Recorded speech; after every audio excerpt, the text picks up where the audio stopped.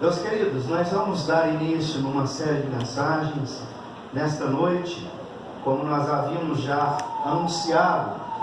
E essa série de mensagens, nós falamos um pouco sobre essa questão de internet, né? E quando você está no Facebook, você vê um anúncio lá, e aí a pessoa fala, olha, me chama no privado. Ou então, né, no particular aí, quando nós, não sei se isso já aconteceu com você, quando você participa de um grupo de família e o pau começa a quebrar no grupo. Você já viu isso acontecer?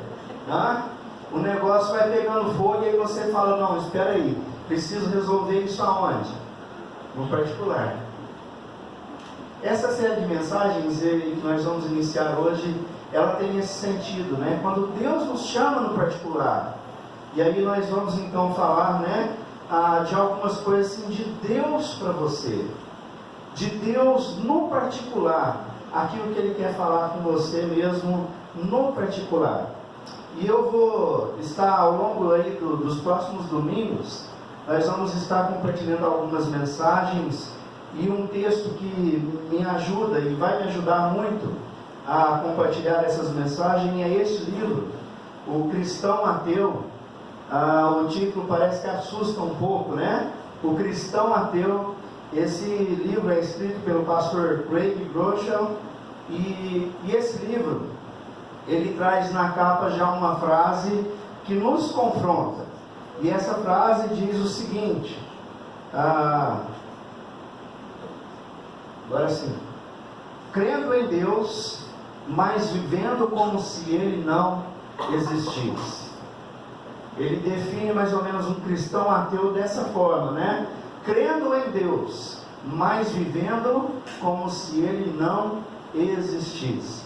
E essa série de mensagens, ela vai nos confrontar, porque quando você chama uma pessoa no particular, você faz o quê? Você tem um confronto ali. Olha, se você não gosta de confronto, eu creio que você não vai gostar dessa série de mensagens. Mas se você quer crescer, se você quer experimentar mais de Deus, participe de cada uma delas. Eu sei que Deus tem muito para nós nesses próximos domingos e começando de hoje. Eu não sei qual é o teu ator preferido, né? Eu sei que a maioria aqui gosta de filmes, né? E eu creio que alguém em algum momento assiste algum filme, não é possível que não assista. E a minha esposa, ela é fã da Sandra Bullock. Já ouviu falar nela? A Minha Simpatia, né? Do filme A Minha Simpatia. E pode ser o filme mais ruim dela. Falou que é da Sandra, ela fala, nossa, esse é bom, a gente precisa assistir. E às vezes é um filme ruim, né? Mas para ela é bom. E ela já assistiu ou todos ou quase todos os filmes dela. E é interessante que, se você perguntar para ela, você conhece a Sandra Bullock? Sim, é a atriz de Hollywood. Mas na realidade, ela conhece mesmo a Sandra? Não conhece. Está dando para entender o que nós vamos conversar nessa noite?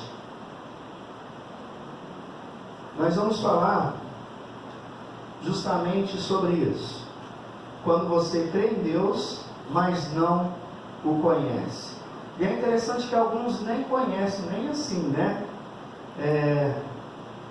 O pastor Armando Bispo, na conferência, ele contou uma experiência, e ele falou sobre um amigo dele, né? Foi uma história verídica, morando nos Estados Unidos, e ele é pedreiro, e ele ficou muito conhecido lá nos Estados Unidos pela qualidade do seu serviço. Ele faz a parte de acabamento, né? Faz a parte de pisos, assenta piso, faz o acabamento, e o serviço dele é reconhecido lá por excelência, é um serviço excelente. E uma pessoa contratou ele para fazer o acabamento de uma grande mansão, e ele foi lá, viu o serviço, e falou, não, vou pegar, né, o preço que está me oferecendo está muito bom, e ele falou, vou fazer o serviço. Só que a pessoa que estava contratando disse o seguinte, só que eu não sou o dono da casa. O dono da casa, ele não gosta que ninguém estranho entre aqui. Então você vai ser o responsável por isso. Você topa o serviço? Ele diz, tudo bem, eu vou ser o responsável. E a mulher dele era fanática por cinema, mas fanática mesmo. E um certo dia, ele lá fazendo o acabamento em volta da piscina, um senhor aparece nessa casa e começa a olhar as coisas, e ele chama ele lá e diz, olha, é o seguinte, o dono dessa casa não gosta e ele não quer que ninguém estranho esteja aqui. E aí ele diz, não, mas eu sou o dono da casa. Ah, é, e aí eles se apresentaram, né? E aí foi embora, tal. Chegando em casa, ele disse para a mulher dele, hoje eu conheci o dono da casa. Ah, é? E quem era o dono da casa? Ah, o Steven Spielberg, um tal de Steven Spielberg. Steven Spielberg? Como assim? E ela foi lá e buscou uma foto, é esse? E ele disse, é esse mesmo. E para ele assim, né? E daí? Quem é Steven Spielberg? Né? Um dos maiores diretores do cinema. Para ele, era simplesmente um homem. E para nós, ou para muita gente, é simplesmente Deus. Um Criador. Uma ideia, uma crença ou uma superstição humana. Bom, esse livro, eu esqueci de apresentar, ele tem uma colaboração de vários pastores, entre eles, né, o Bill Hybels, é um pastor de uma das maiores igrejas dos Estados Unidos, Andy Stanley, pastor da North Point, a Francis Chan, que escreveu vários livros aí, um deles, né, O Louco Amor, que teve uma explosão de vendas, e também o pastor Brian Houston, talvez aí no meio do pessoal do louvor mais conhecido, né? Mas quem é Brian Houston? Bom, falando o nome dele, talvez você não conheça, mas ele é pastor da igreja Hillsong. Então, esse livro ele teve uma colaboração de pessoas muito especiais, pastores que dedicam a sua vida na obra de Deus. E Craig, né, ele começa a dizer o seguinte, que crença não é o mesmo que conhecimento pessoal. E se você pegar biblicamente isso, você vai chegar à seguinte conclusão, que é isso mesmo. Crença não é o mesmo que reconhecimento pessoal. A palavra de Deus diz assim que crer, até o diabo crê em Deus. E não só crê, ele crê e teme. E treme. Então crença não é a mesma coisa que conhecer pessoalmente. Esse conhecimento pessoal, ele precisa ser muito mais aprofundado. Ele precisa ir muito mais além. E aí nós precisamos então conhecer a Deus em um nível de relacionamento mais profundo, não só na superficialidade. Nós precisamos aprofundar o nosso conhecimento de Deus. Deixa eu fazer uma pergunta, você conhece a Deus profundamente? Você conhece realmente a Deus? Você sabe mesmo, você tem esse relacionamento com Ele? Deus, Ele está interessado. Opa, passei demais aqui.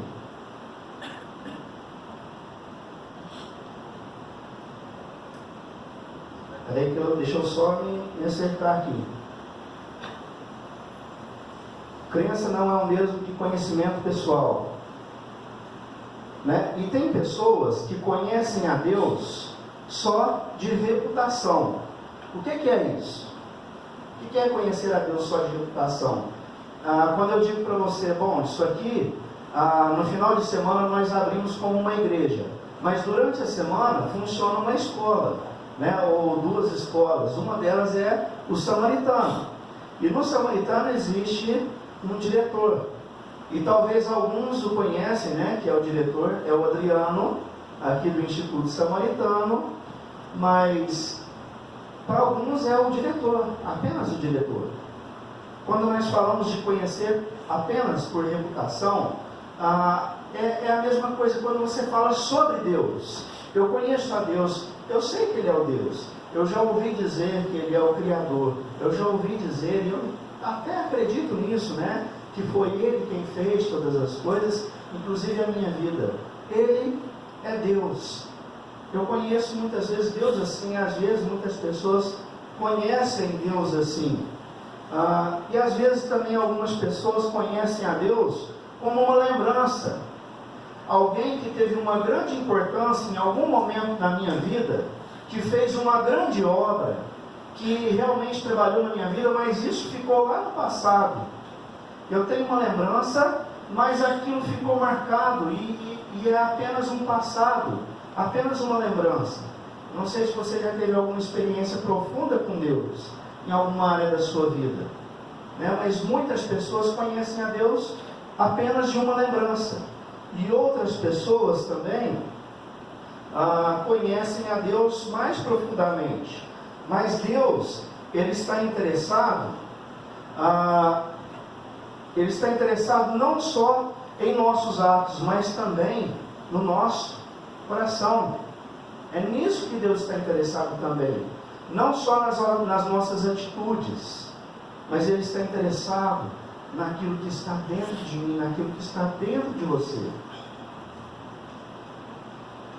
Outros conhecem a Deus na intimidade. E esse é o relacionamento amoroso que Deus quer com cada um de nós. Um relacionamento na intimidade. Eu quero convidar você para nós lermos o texto do Salmo 63, do verso de 1 a 4. Abra aí a sua Bíblia. Salmo 63, de 1 a 4.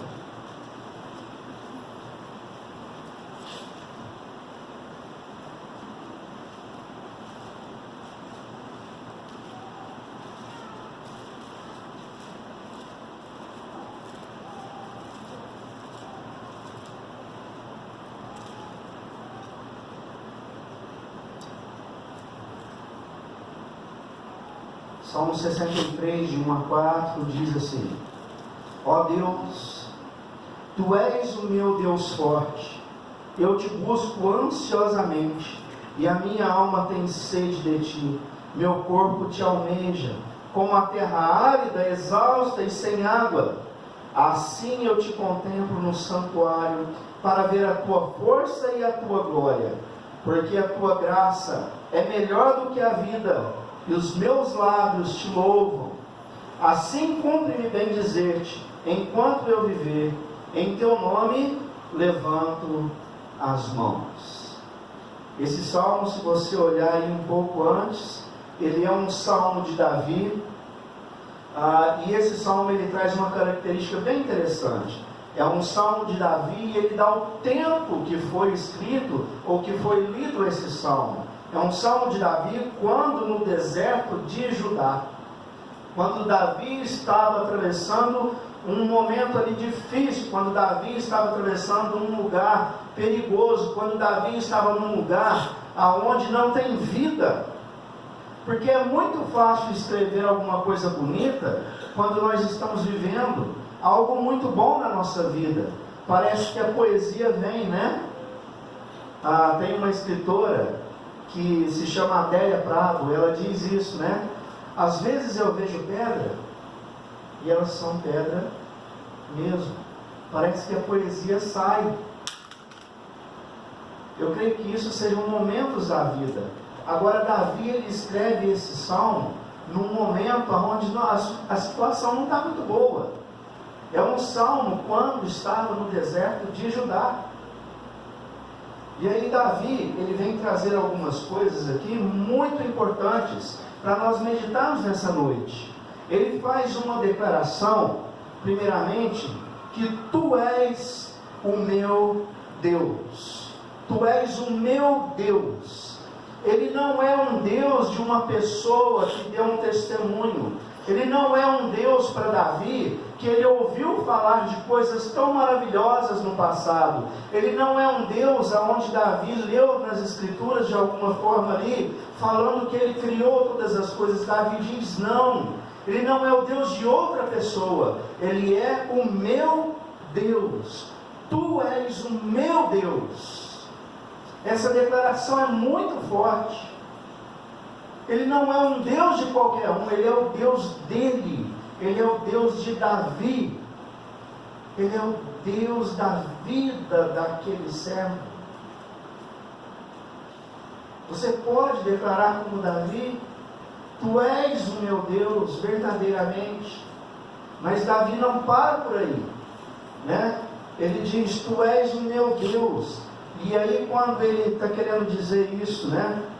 Quando ele diz isso, ele está querendo dizer que a experiência de conhecer o Deus pessoal, ele cria um anseio mais profundo em conhecê-lo mais e mais.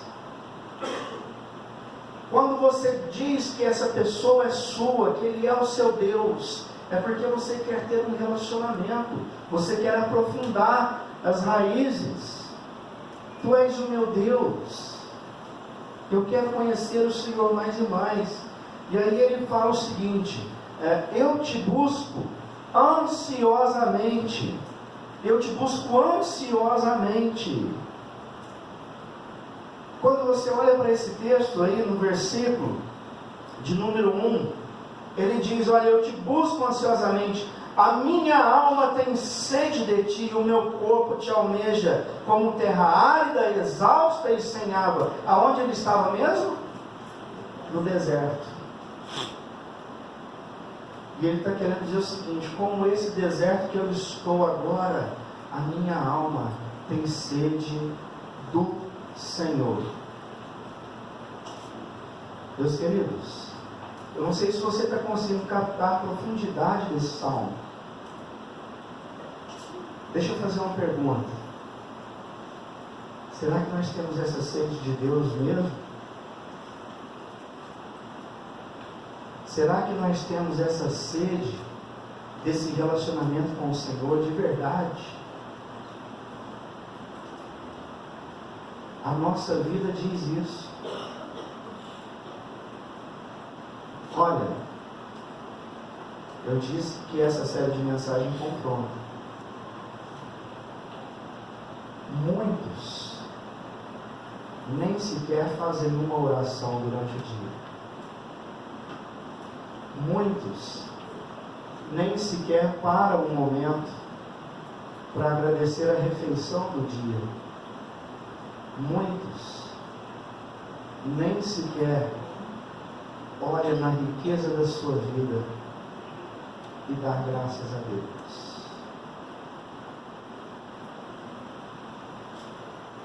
O que Davi está dizendo aqui é que ele tem uma sede tão profunda de um relacionamento com Deus, que como aquela areia do deserto, tão seca, anseia por água. A alma dele almeja. E essa palavra almejar é mais do que querer, é muito mais profundo. É um anseio que vai além da nossa imaginação. Tem muitas pessoas que vivem como a frase do livro: creem em Deus, mas vivem como se ele não existisse. E muitas vezes, muitas pessoas não param nem para agradecer, não se lembram nem de agradecer, quanto mais para pedir as bênçãos de Deus.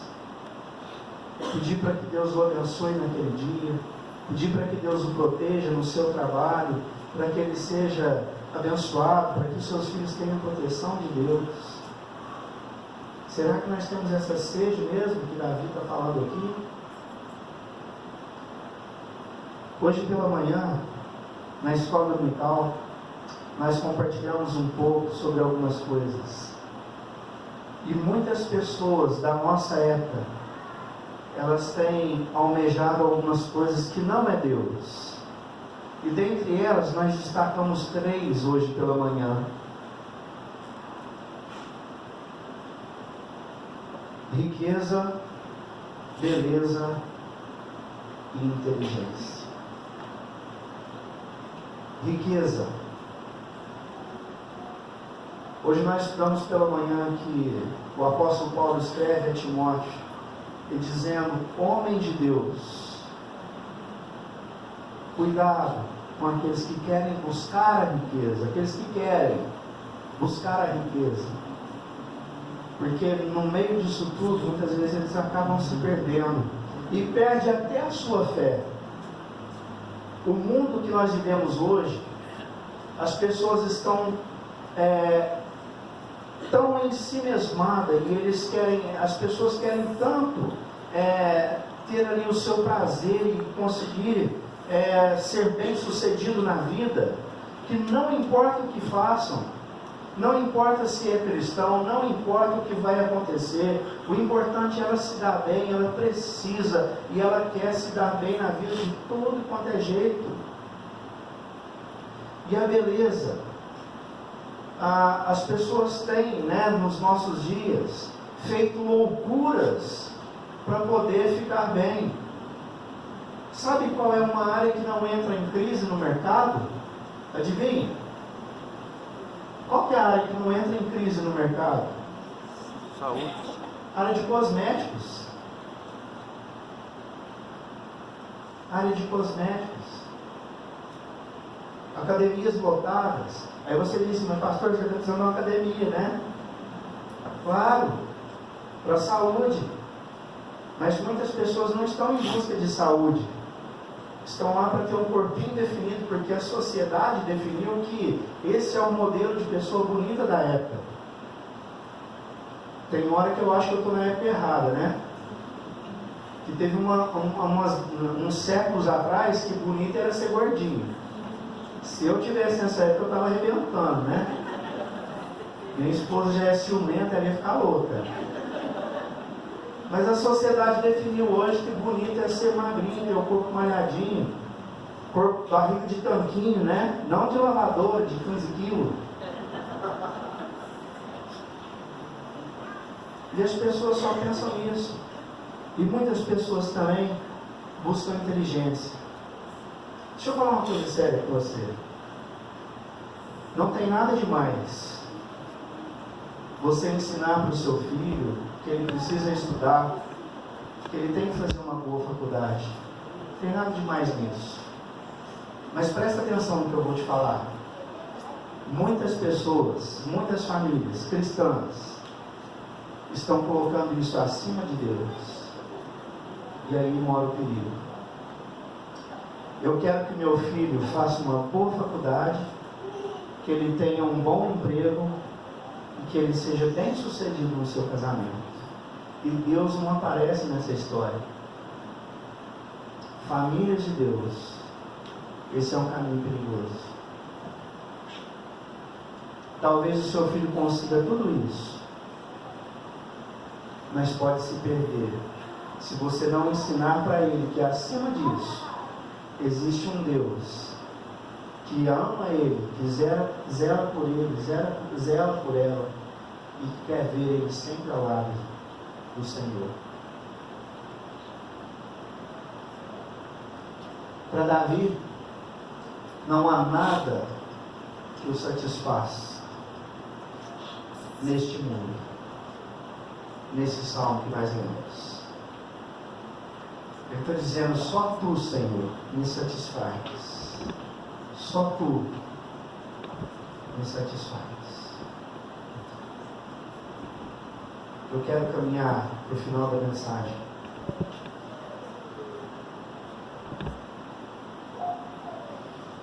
É muito forte essa frase. É hora de ser honesto consigo mesmo.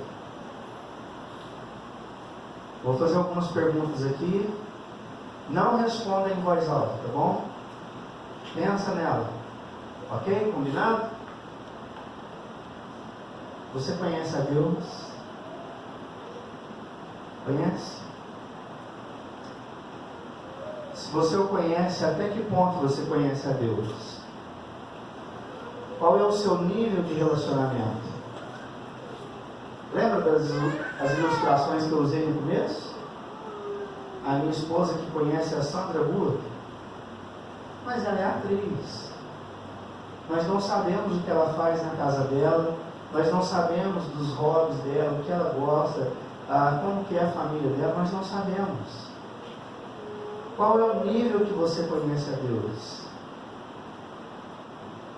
Em que ponto você está? Como você conhece o Senhor? Terceira pergunta que eu quero fazer aqui, né? Aliás, não é uma pergunta, essa é uma afirmação. Se você não conhece, você pode passar a conhecê-lo. Como que você vai conhecer a Deus? É interessante que Jesus ele já questionou isso aqui, né? Eu vim para o que era meu, mas os meus não me receberam. Eles não conheceram a Jesus. E nós conhecemos a Deus através da palavra dele, que é a revelação. O quanto você tem gasto de tempo lendo a palavra de Deus?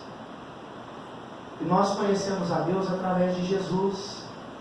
Ele se encarnou para que o mundo pudesse conhecer o Deus encarnado através da pessoa de Cristo.